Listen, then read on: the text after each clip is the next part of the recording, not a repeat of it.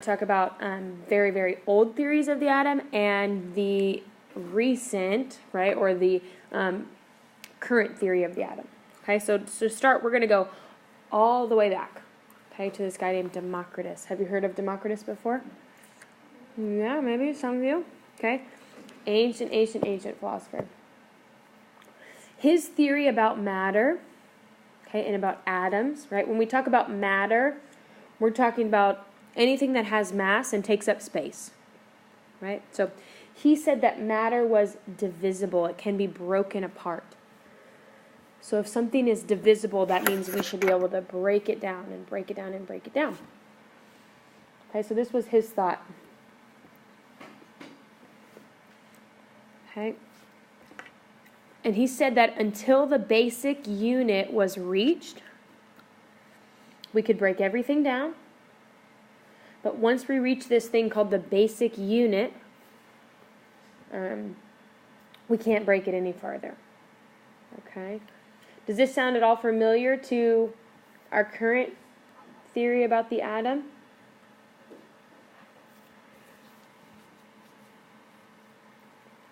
Okay, we can break matter, and when we say break it down, we mean cut it into smaller and smaller and smaller pieces, right? We can chunk it and we can break it down. So if I have a water molecule, I can break it down into an oxygen atom and two hydrogen atoms, right? That's what we're talking about when we say break it down.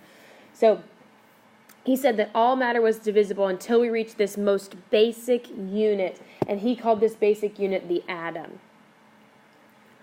Okay, and he said that it was indivisible. It's not able to be broken down.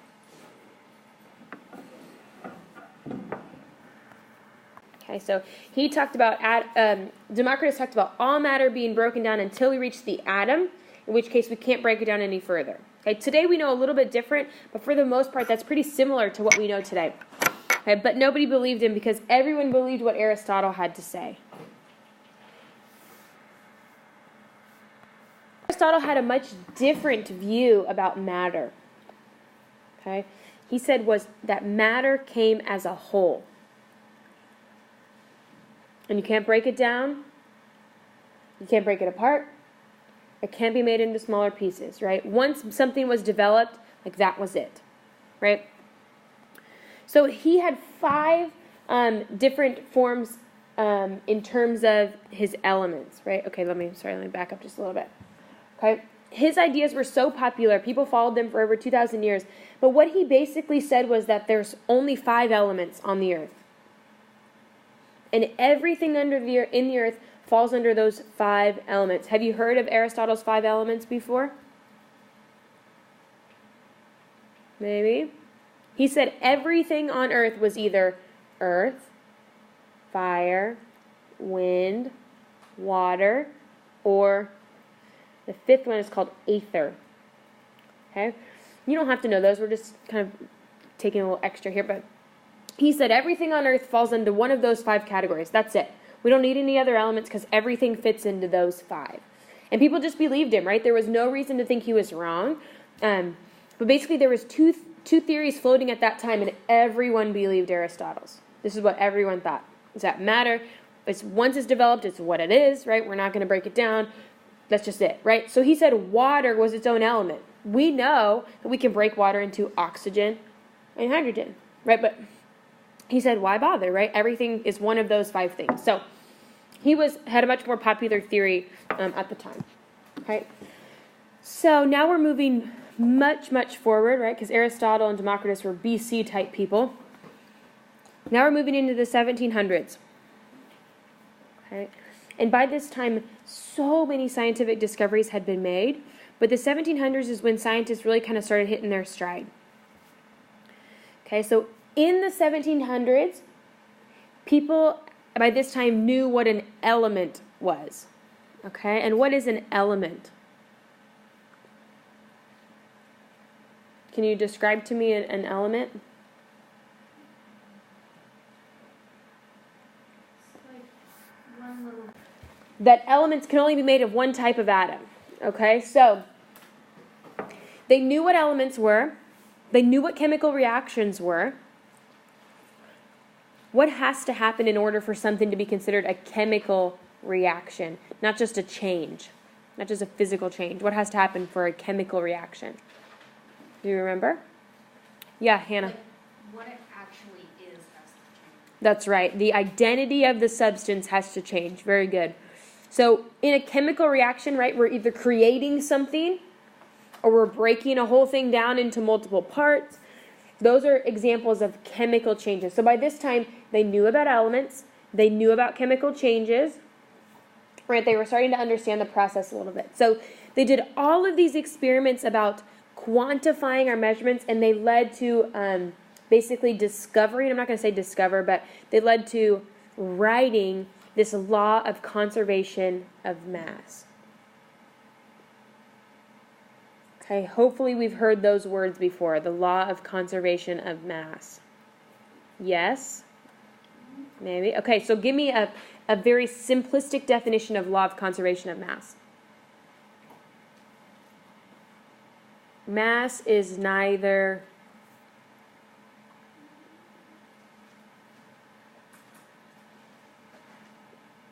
not feeling it? Yeah. Yeah, made or created or destroyed. Good.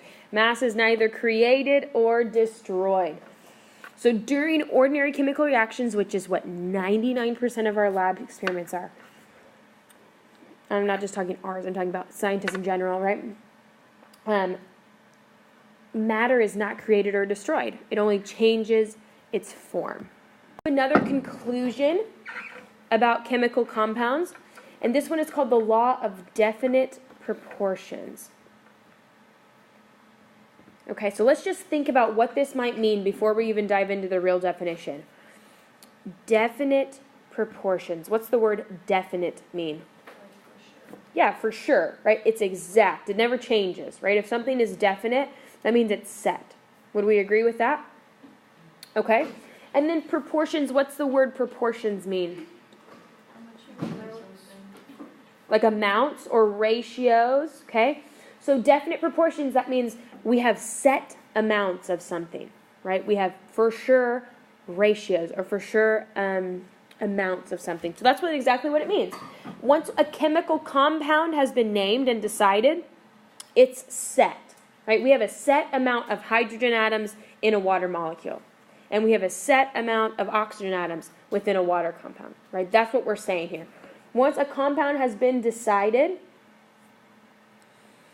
that compound contains the same elements in the exact same proportions, okay, regardless of how many little molecules you're picking up, right? Regardless of the sample size you take of that particular compound.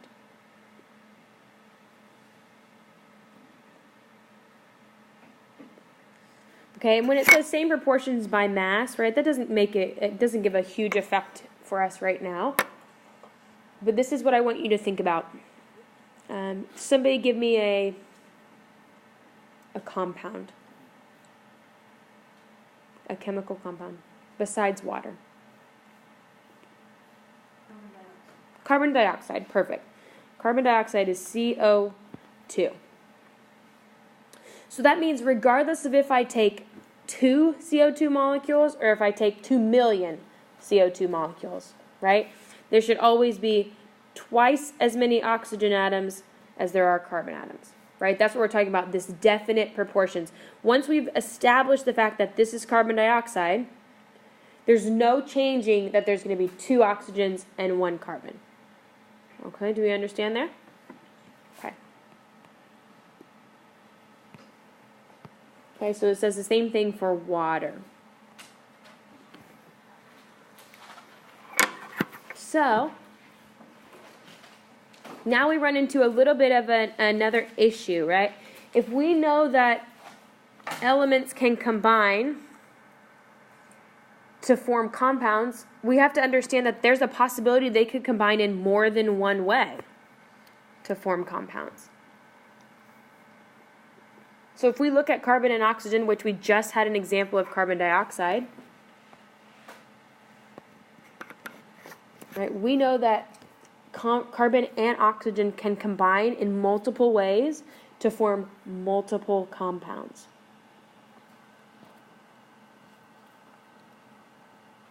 Okay, so that's called the law of multiple proportions.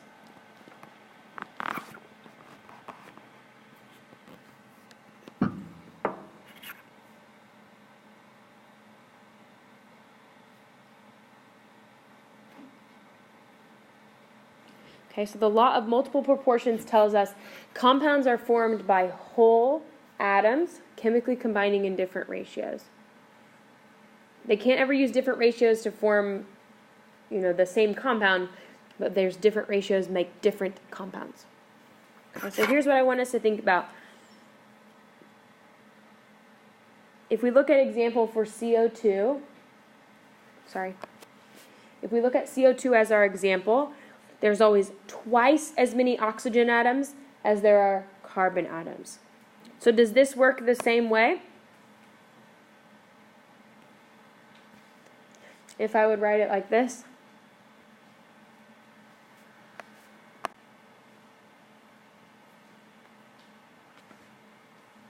Does that work? Right, it's still a 2-to-1 ratio. Can we make that happen? Yes or no? How many of you think yes, this works? How many of you think no, it doesn't? Yeah, it doesn't. Okay, how do we get half of a carbon atom? You don't, right? You don't. You either have a carbon atom or you don't. Okay? So a carbon atom contains 6 protons. So let's say I want half a carbon atom. That's only 3 protons, which means it's a totally different element, right? So we can't take half of an element ever. That just gives us a different element. So that's what we said, it has to combine in whole number ratios. So if we want a ratio of 2 oxygens to 1 carbon, that means it's CO2. That's it, right? That's what the law of multiple proportions tells us. You can take 2 elements and combine them lots of different ways, but they all form individual compounds with individual properties and all that kind of stuff. Okay?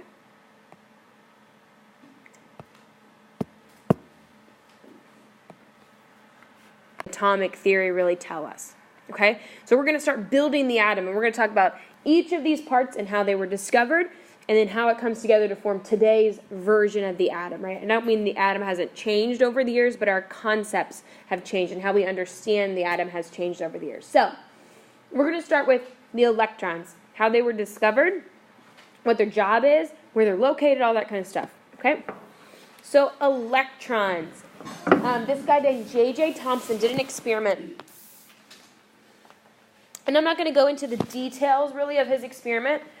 But he did an experiment with metal, okay, and he understood that metals give off this, charge about them, right? And he considered it a negative charge. Has anyone experienced this before?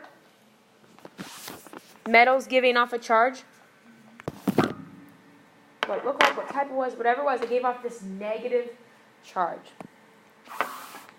Okay, and so this negative charge he attributed to something, a particle called an electron.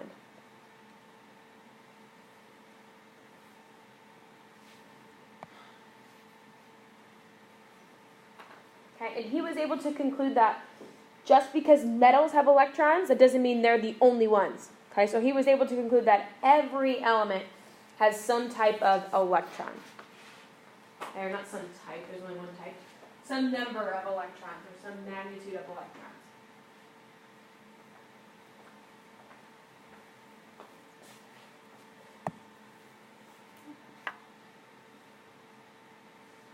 Okay, and later he found out that electrons, he didn't actually find it out, it was discovered that the mass of an electron is 10 to the negative 31st kilograms.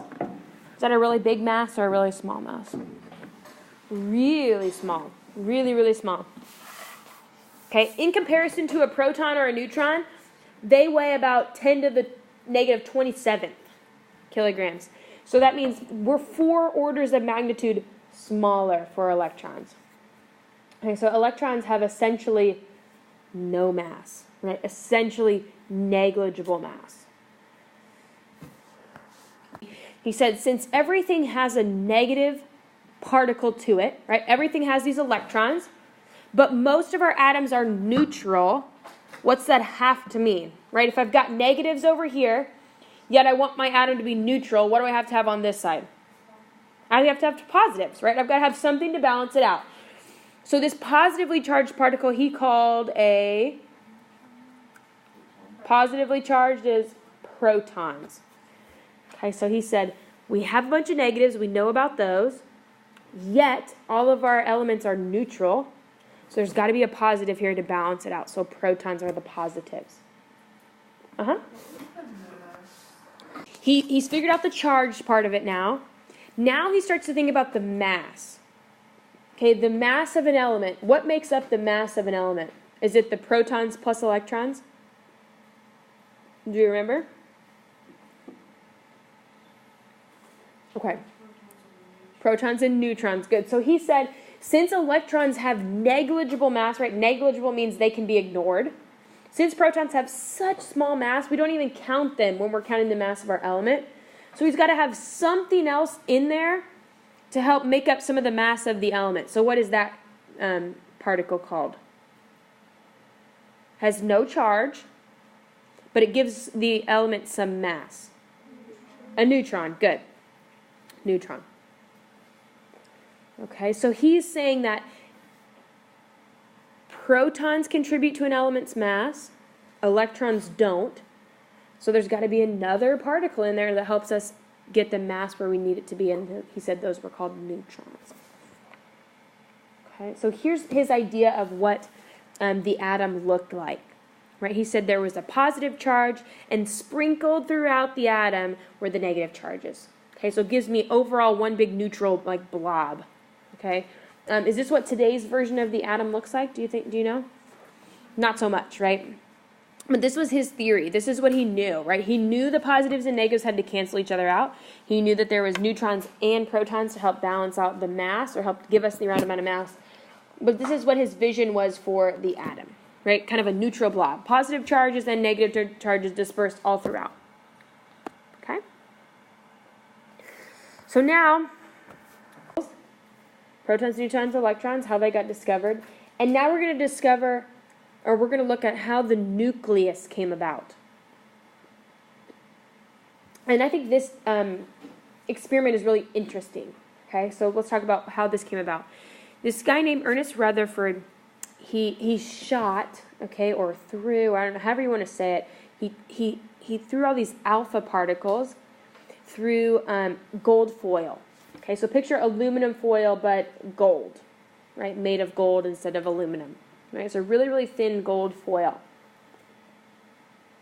And he put through them what are called alpha particles. Okay, and the thing that you need to know about alpha particles, you don't really need to know how heavy they are, but I do want you to know that they're positively charged. That's important. Okay, so the fact that these alpha particles are positive. Okay, so we have positively charged particles. Knowing what he knows about Thomson's model of the atom, right? These were all neutral blobs, right? That's what we thought the atom was at this point, was some neutral atom, right? So he thought all these alpha particles, they're just going to pass right through, right? Does that make sense? If you knew what they knew about the atom at that point, right? They thought they were just little neutral, little spheres. These positives would just pass right by him and nothing would be affected, right? So that's what his hypothesis was. So here's was the expectation. He's going to send through this positively charged alpha particle, which is the green. You don't have to draw this out. You can just listen. And there's what Thomson's model looked like, right? A positive charge with a bunch of little negative charges sprinkled in. Okay. That's what happened to most of the particles. So he did the experiment. Most of our alpha particles did. They passed right through the gold foil.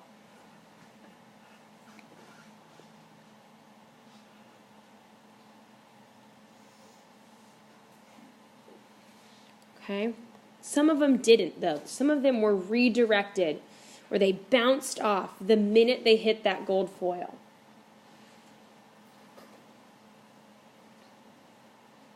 So some of them slipped right through, and some of them bounced off the second they hit that gold foil. So I want you to start thinking as to why that might be the case.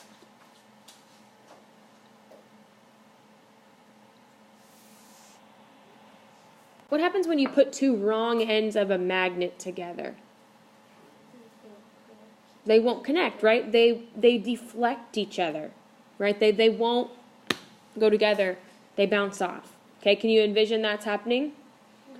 Okay, so that means if I'm sending positively charged particles at this sheet and they bounce off, what does that mean they had to have hit?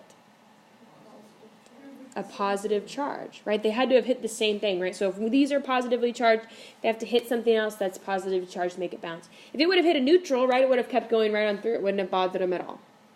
Okay? But if it hits a positive charge, that means it had to have bounced off, okay?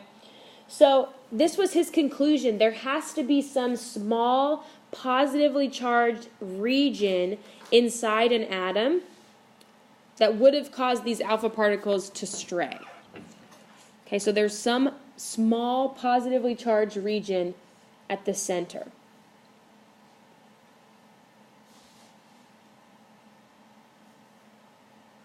What do you think he called that region? The nucleus, right? Since we're talking about the discovery of the nucleus. Okay, this small positively charged region is the nucleus. Okay, and we know that exists today.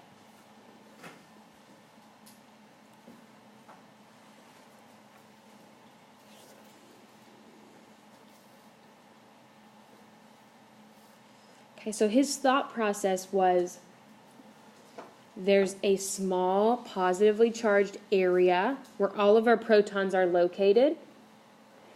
And after that, the electrons, they're going to just orbit around that nucleus like the planets orbit the sun. Right, that's what he said. These electrons will orbit. And his model is called the Rutherford model or the planetary model of the atom. And I'll show you what that looks like. That's probably something that you've seen before. Okay. So the planetary model is also known as the Rutherford model. Same thing. Okay, because he was the guy doing the experiment.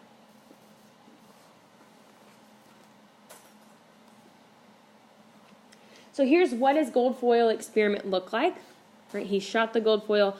Most of those alpha particles went right through. And then we see here how many have been deflected in this drawing of it. How many? How many have been deflected? 1, 2, 3. Yeah. 1, 2, 3 have been deflected. So that means they've hit something and they've been redirected. Okay. So that's kind of what it looked like when we looked at it up close. So instead of J.J. Thomson's model of the positive charge dispersed evenly, right? Now we know the positive charge is at the center of the atom. So here's what Rutherford's model looked like. So if you want to do a quick sketch of Rutherford's model or the planetary model, you can. You might have to be able to identify that model.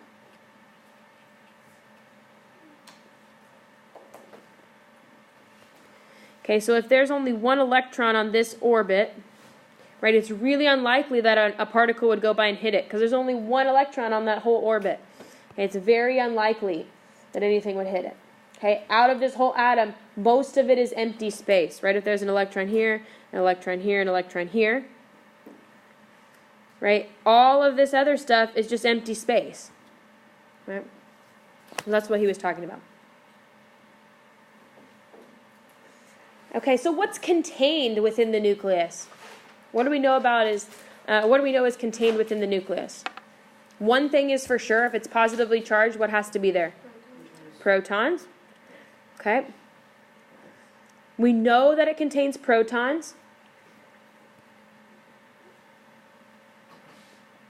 And we know that it contains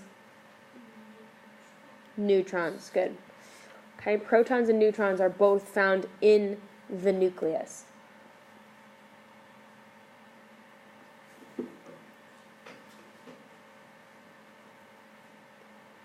Okay, and a lot of this stuff is review, I get it. Okay, if you don't want to write it down, you don't have to. Protons have a positive charge and a mass of 1 AMU, or around 1 AMU. And neutrons have no charge and a mass of AMU. 1 AMU, sorry. Okay, what does AMU stand for? Atomic mass unit. Good, atomic mass unit, right? That's right.